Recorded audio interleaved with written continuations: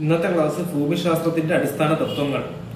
ഭൂമിയെക്കുറിച്ചും അതിലെ മനുഷ്യരുടെയും പ്രകൃതിയുടെയും പരസ്പര ബന്ധങ്ങളെക്കുറിച്ചും പഠിക്കുന്ന ശാസ്ത്രശാഖ.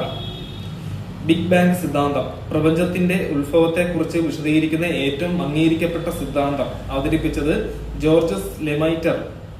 സൗരയുദ്ധം സൂര്യനും അതിനെ വലം വയ്ക്കുന്ന ഗ്രഹങ്ങൾ, ഉപഗ്രഹങ്ങൾ, ചിഹ്നഗ്രഹങ്ങൾ, ഉൽക്കകൾ എന്നിവ അടങ്ങിയ വ്യവസ്ഥ.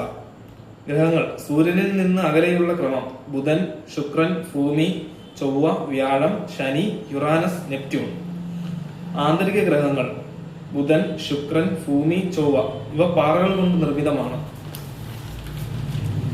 ബാഹ്യഗ്രഹങ്ങൾ വ്യാഴം, ശനി, യുറാനസ്, നെപ്റ്റ്യൂൺ വാതകങ്ങളാൽ നിർമ്മിതമായ ഗ്രഹങ്ങളാണ്. ഭൂമിയുടെ ചലനങ്ങൾ. ഭ്രമണം ഭൂമി സ്വയം കറങ്ങുന്നതിനെ ഭ്രമണം എന്ന് പറയുന്നു. പടിഞ്ഞാറ് നിന്ന് കിഴക്കോട്ട്.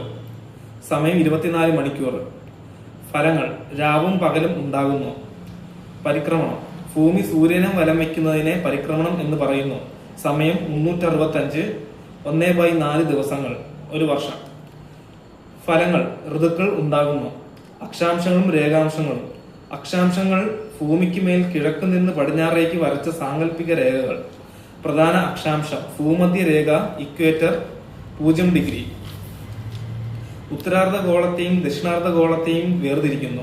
മറ്റ് പ്രധാന രേഖകൾ: ഉത്തരായന രേഖകൾ tropic of cancer 23.5 degree N north. ദക്ഷിണായന രേഖ tropic of capricorn 23.5 degree south. രേഖാംശങ്ങൾ ഭൂമിക്ക് മേൽ വടക്ക് നിന്ന് തെക്കോട്ട് വരച്ച സാങ്കല്പിക രേഖകൾ.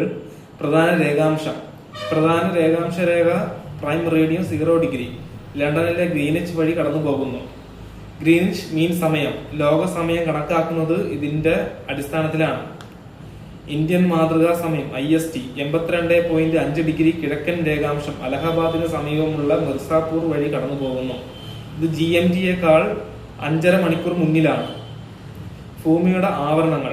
ശിലാമണ്ഡലം അഥവാ ലിതോസ്ഫിയർ ഭൂമിയുടെ പുറന്തോടായ പാളി പാറകളും മണ്ണും അടങ്ങിയിരിക്കുന്നു. ജലമണ്ഡലം അഥവാ ഹൈഡ്രോസ്ഫിയർ ഭൂമിയുടെ ഉപരിതലത്തിലെ ജലഭാഗം ഏകദേശം 71% സമുദ്രങ്ങളും ജലാശയങ്ങളും. അന്തരീക്ഷം അറ്റ്മോസ്ഫിയർ ഭൂമിയെ പൊതിഞ്ഞു നിൽക്കുന്ന വാതകപ്പാളി.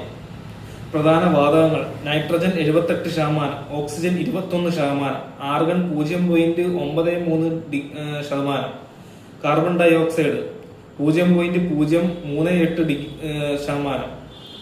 അന്തരീക്ഷ പാളികൾ അടിയിൽ നിന്ന് മുകളിലേക്ക്. ട്രോപ്പോസ്ഫിയർ കാലാവസ്ഥ വ്യതിയാനങ്ങൾ ഉണ്ടാക്കുന്ന പാളി. സ്ട്രാറ്റോസ്ഫിയർ ഓസോൺ പാളി സ്ഥിതി ചെയ്യുന്നു. ജെറ്റ് വിമാനങ്ങൾ പറക്കാൻ അനുയോജ്യം.